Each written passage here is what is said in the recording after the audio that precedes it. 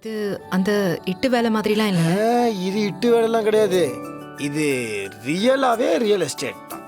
ஏங்க நீங்கள் இப்போ பழைய வேலைக்கெல்லாம் போகிறது கிடையாது. எம்எல்ஏ ஆகிட்டீங்க. எம்எல்ஏக்கு பெரிய வருமானம்லாம் கிடையாது. நியாயமான எம்எல்ஏக்கு வருமானமே கிடையாது. இப்போ உங்களை பார்க்குறதுக்காக 4-5 பேர் வருவாங்க. வந்தாங்கன்னா வீட்டில் கல்யாணம், காது குத்து, நல்லது கெட்டதுன்னு கூப்பிடுவாங்க. கூப்பிட்டாங்கன்னா வெறுங்கையோடு நீங்கள் போக முடியாது. நாளைக்கே ஏழைப்பாளைங்க வந்து என் குழந்தைங்களுக்கு ஸ்கூல் ஃபீஸ் கட்டணும்னா நான் கவர்மெண்ட்டில் மனு போடுறேன், பணம் வந்ததுக்கப்புறம் கட்டுறேன்னு சொல்ல முடியுமா? சொல்ல முடியாது. நம்ம கை காசு தான் கொடுக்கணும். நம்ம கை காசு கொடுக்கணும். நம்ம 2 பேருமே வேலைக்கு போய் ஆகணும். நம்ம குடும்பத்தில் 2 பேர் +1 3 ஆச்சு. இப்போ 1 2 டிய பாப்பா, குட்டி பாப்பா. இப்போ இந்த பாப்பா வந்ததுக்கு அப்புறம் என்ன ஆச்சுன்னா என்னோட பொறுப்பு ஜாஸ்தி ஆச்சு. நான் வேலை பார்க்கணும், நீங்களும் வேலை. இந்த பாப்பா இந்த பாப்பா கஷ்டப்படவே கூடாது. நல்ல ஸ்கூல்ல சேர்க்கணும், நல்லபடியா பாத்துக்கணும். நிறைய வேலை இருக்கு. அதாங்க நீங்க என்ன சொல்றீங்க புரியுது. இப்ப நான் என்ன சொல்றேன்னா அதுக்காக ராத்திரியும் பகலுமா இந்த சினிமா படத்துல ஒரே சாங்ல பெரிய ஆள் ஆகும் தெரியுமா? அந்த ரேஞ்சுக்கு நான் தூக்கம் இல்லாம சாப்பாடு இல்லாம பயங்கரமா வேலை பார்க்க நான் எல்லாத்தையும் பாத்துக்கிறேன். நீங்க கவலைப்படாதீங்க. புரியுதா உங்களுக்கு? எங்க போறீங்க? எனக்கு டைம் இல்லைங்க. ஏகப்பட்ட பொறுப்பு இருக்குங்க எனக்கு. நீங்க இந்த புடவை பிடிச்சிருக்கா பாருங்க. நீங்க பாருங்க, நான் உங்களுக்கு நிறைய புடவை வாங்கி.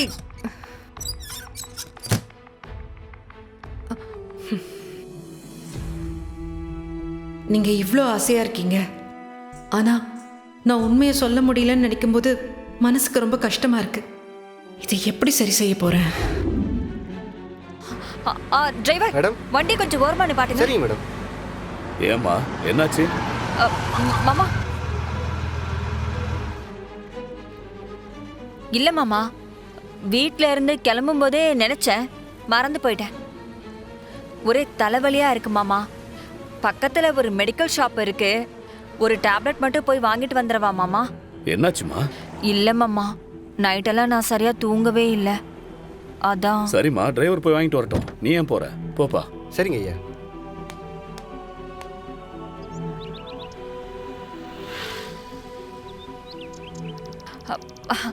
மாமா எனக்கு கொஞ்சம் அனீசியா இருக்கு. நான் கொஞ்சம் வெளியே நிக்கிறேன், காத்து வரும் மாமா. சரிம்மா. ஆ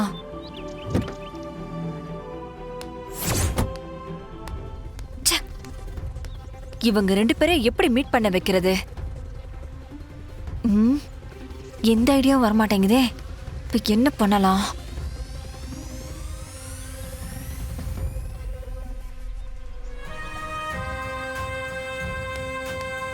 இந்தாங்கம்மா.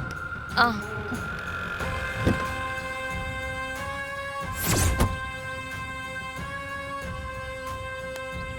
ஐயா, வண்டி பஞ்சர் ஆயிடுச்சுங்க ஐயா. பஞ்சர் ஆயிடுச்சா? ஆமாங்க ஐயா.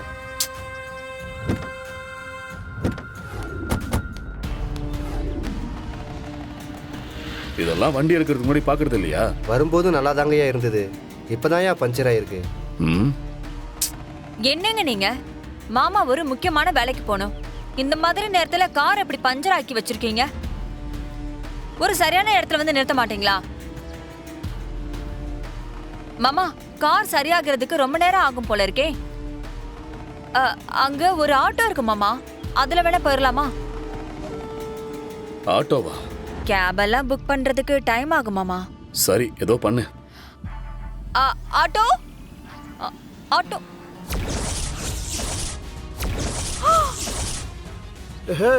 பெத்த சவாரி. ஐயோ வரட்டும் வரட்டும். ஐயோ மாமா, அங்க பாருங்க மாமா, நம்ம வெற்றி தானே அது. ஆட்டோ ஓட்டுறாரு. இப்ப கூட ஒன்னும் கெட்டு போகல. உன் பொண்டாட்டியை விட்டுட்டு என் கூட வா. உன்னை நான் ராஜா மாதிரி வாழ வைக்கிறேன்டா. உனக்கேத்த மாதிரி ஒரு நல்ல வாழ்க்கையை அமைச்சு கொடுக்குறேன்டா. ஏய், ஏன்டா சிரிக்கிற?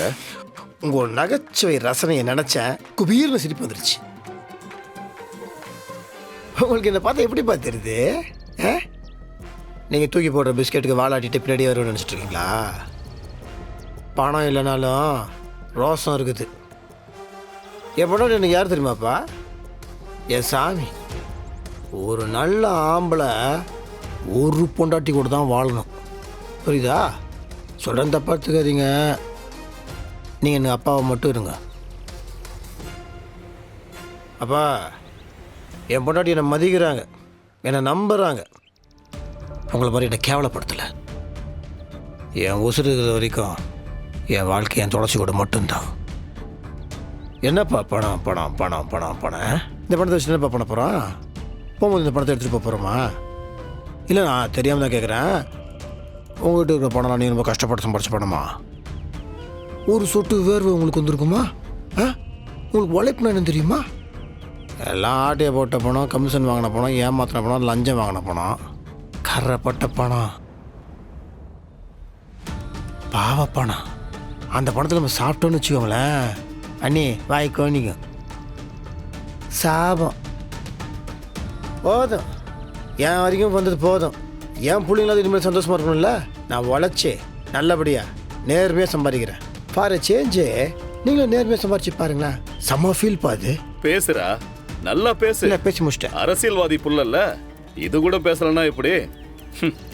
ஆரம்பத்துல இந்த மாதிரி புரட்சி பண்றது, சினிமால வர மாதிரி சொந்த காலில் நிக்கிறேன், உழைச்சி முன்னேறேன்னு சொல்றதெல்லாம் கேட்கறதுக்கு நல்லா தான் இருக்கும்.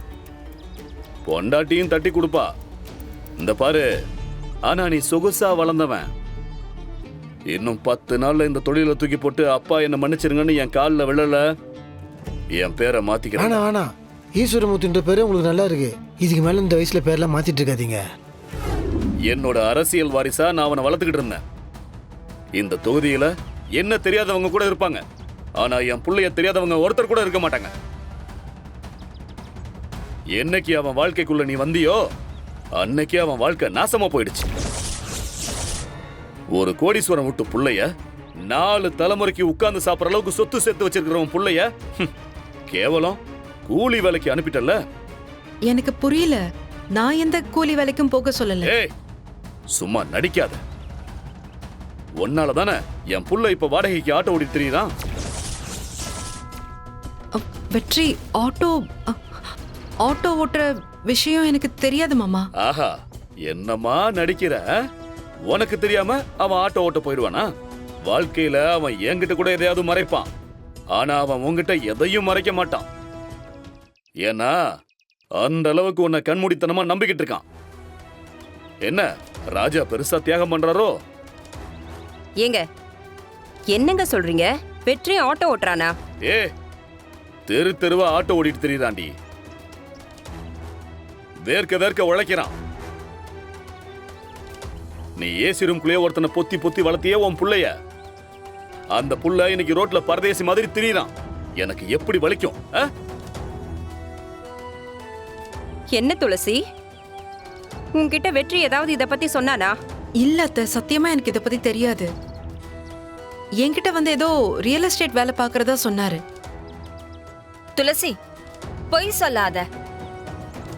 நீதான் வெற்றி ஆட்டோ ஓட்ட சொல்லியிருப்ப.